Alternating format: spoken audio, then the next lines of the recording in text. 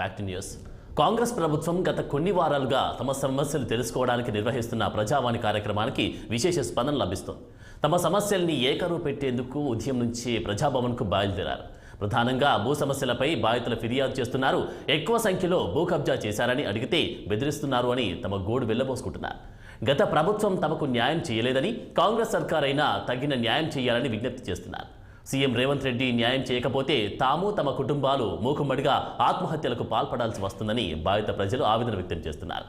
మరిన్ని విషయాలపై మా ప్రతినిధి నిర్మల అందిస్తారు.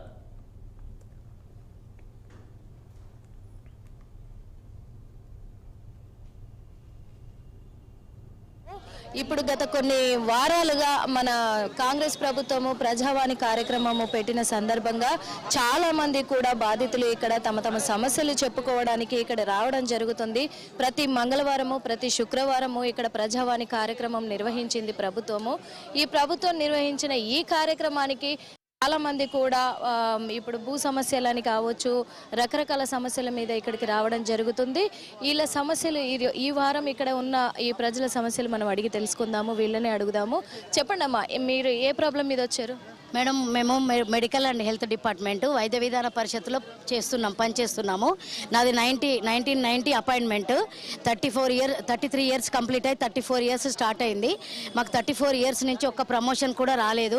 మేము 2017 నుంచి మేము అప్లికేషన్ పెట్టుకొని కమిషనర్ గారికి మేము ఆఫీస్కు తిరుగుతున్నాము. సీఎం రేవంత్ రెడ్డి గారు నాతో 3 పిల్లులు వేయించారు మేడం.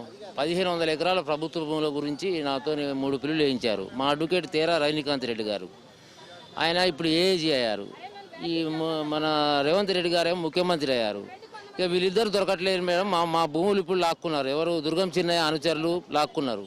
ఆ విషయంలో కబ్జాకు గురైంది నా భూమి అని చెప్పి CI Rajkumar Goud, rural CI Bellampalli Rajkumar Goud దగ్గరికి వెళ్ళాను మేడం. ఆయన కంప్లైంట్ చేసి ఆయన ఏమంటారు, నీ భూములు లాక్కుంటే నేనేం చేయాలి, నన్ను క్వశ్చన్ చేయొద్దని చెప్పి ఆయన బెదిరిస్తున్నారు. ఎక్కడికి పోవాలని అర్థం కావట్లేదు. ఇప్పుడు గత 15 రోజుల నుంచి సీఎం గారిని కలవడానికి తిరుగుతున్నాం.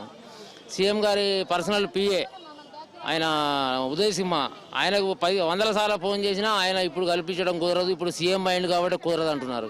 ఇక మా పరిస్థితి ఏమో మా భూములన్నీ లాక్కున్నారు. ఏం చేయాలని అర్థం కావట్లేదు. మా మా ఫ్యామిలీ ఆత్మహత్య చేసుకునే పరిస్థితి ఉన్నది. సీఎం పోయిన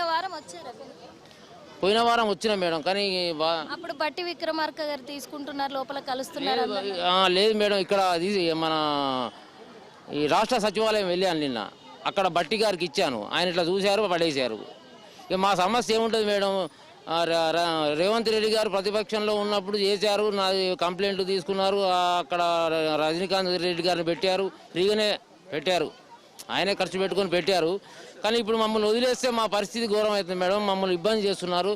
భూ కబ్జాలకు గురై మొత్తం నా భూమి అంతా కబ్జాకు గురైంది. నాకు 2 ఆడపిల్లలు, ఈ చచ్చిపోయే పరిస్థితి ఉన్నది. మా ఆత్మహత్య చేసుకునే పరిస్థితి ఉన్నది. సీఎం గారు మాతో మాట్లాడి కొంచెం మాకు సాయం చేస్తేనే మేము బతుకుతాం మేడం, లేకపోతే సీఎం గారే మమ్మల్ని చంపినట్టు అవుతుంది. మనము కాంట్రాక్ట్ వ్యవస్థలో పనిచేస్తున్నాము. కానీ గత ప్రభుత్వం మనకు జియో 16 ప్రకారం రెగ్యులర్ చేస్తామని చెప్పారు. కానీ ఒక శాంక్షన్ పోస్ట్ లేదని, ఎగ్నెస్ట్ శాంక్షన్ పోస్ట్లో పనిచేస్తలేమని మా పోస్టులను రెగ్యులర్ చేయలేకపోయారు. దయచేసి ఇప్పుడైనా మన టూరిస్ట్ పోస్ట్ని శాంక్షన్ చేసి, లేదా కనీసం చిన్నది అటెండర్ ఏదో ఒకటి పోస్ట్ ఇచ్చిన మా సర్వీస్లో రెగ్యులర్ చేయాలని ఈ ప్రభుత్వాన్ని కోరుకుంటున్నాను మేడం.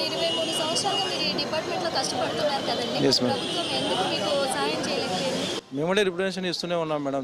ఎక్కువ స్ట్రెంత్ కాదు కదా మేడం, జస్ట్ 16 మంది 17 మంది ఉన్నాం అంతే మేడం, తక్కువ స్ట్రెంత్. ఇంకా మనం ఏం చెప్తాం మేడం, ప్రభుత్వం తీసుకోవాలి ఏదైనా డిసిషన్ అంటే. చేస్తేనే ఆశతోనే వచ్చినాం మేడం. ఇంతవరకు అయితే ఎవరైనా మనకు సీఎంని కలవడానికి కూడా అవకాశం దొరకలేదు. కానీ ఇప్పుడైనా మన బాధలు విన్నవించుకున్న ఉద్దేశంతో ఇక్కడికి రావడం జరిగింది మేడం. ఇప్పుడైనా మన రేవంత్ రెడ్డి సీఎం గారు మన 16 మంది ఫ్యామిలీస్తో పాటు వచ్చాం మేడం. వాళ్ళు కనీసం ఇప్పుడైనా మనకు జీవితాలు బాగుపడతాయని కోరుకుంటున్నాం మేడం. 1993లో మా తండ్రి గారు ఎకరన్నర భూమి ఉన్నారండి. కొని దాన్ని ప్లాట్లు చేసి అమ్మడం జరిగింది. అందులో కొన్ని ప్లాట్లు అతను పిల్లల కోసం ఉంచుకోవడం జరిగింది. ఉంచుకొని కొన్ని కుటుంబ పంపకాలు నాకు 4 ప్లాట్లు ఇవ్వడం జరిగింది 2018లో. ఈ 2018లో మాకు అప్పటి నుంచి మేము 93లో కొన్న భూమి రిజిస్ట్రేషన్ ఉంది, పాత కంబైన్డ్ ఆంధ్రప్రదేశ్ పట్టా పాస్బుక్ ఉంది, కొత్త తెలంగాణ ప్రభుత్వం పట్టా పాస్బుక్ అన్నీ ఉన్నాయండి మా దగ్గర. ఉన్న తర్వాత ఈ ధరణి పోర్టల్ కూడా పెట్టి కేసీఆర్ గారు ఆ ధరణి పోర్టల్లో కరెక్ట్ సర్వేలు చేయకుండా మాకు ఎవరైతే భూమి అమ్మారో వాళ్ళకి ఏదో 3 గుంటల భూమి ఉందని చెప్పి వాళ్ళు రీసెంట్గా 1 ఇయర్ బ్యాక్ వచ్చి మా మీద దౌర్జన్యం చేసి మమ్మల్ని అక్కడ మా ప్రాపర్టీ దగ్గర మేము వెళ్తే మమ్మల్ని కొట్టడం జరిగింది. మేము గవర్నమెంట్ కోర్టు నుంచి ఇంజెక్షన్ ఆర్డరు మరియు లోకల్ మున్సిపాలిటీ నుంచి LRS కట్టాము, బిల్డింగ్ కన్స్ట్రక్షన్ కూడా తెచ్చుకొని మేము కన్స్ట్రక్షన్ కానీ వెళ్తుంటే వాళ్ళు లోకల్ ఒక TRS లోకల్ ఉన్న లోకల్ లీడర్స్ వాళ్ళ సపోర్టు, బీజేపీ ఒక లోకల్ లీడరు వాళ్ళు కలిసి మా మీద దౌర్జన్యం చేసి వాళ్ళ సపోర్ట్ తోటి మమ్మల్ని ల్యాండ్ దగ్గర రావనీయనటం లేదు. దయచేసి ఈ మీడియా ద్వారానే చెప్తున్నాను మీకు, ఇలాంటి ధరణి పోర్టల్ ప్రాపర్గా సర్వే చేయకుండా ఎంతోమంది బాధితులు తిరుగుతున్నారు. నేను గత 1 year నుంచి కోర్టు చుట్టూ, పోలీస్ స్టేషన్ల చుట్టూ తిరుగుతున్నాను. నా దగ్గర అన్ని డాక్యుమెంట్స్ ఉన్నాయి madam, LRS, BRS, registration document అన్నీ ఉన్నాయి. కానీ నా సొంత ల్యాండ్కి నేను పోతే నన్ను కొడుతున్నారు మేడం, మా ఫాదర్ కూడా కొట్టారు. ఇంతమంది ప్రజలు సమస్యల్లో ఉన్నారా అనే విధంగా కూడా ఇప్పుడు మనకు ఇక్కడ ప్రజా దర్బార్ కార్యక్రమంలో తెలుస్తుంది. ఇవి ఇక్కడున్న ప్రజల సమస్యలు. కెమెరామెన్ బానుతో నిర్మల, 6 TV.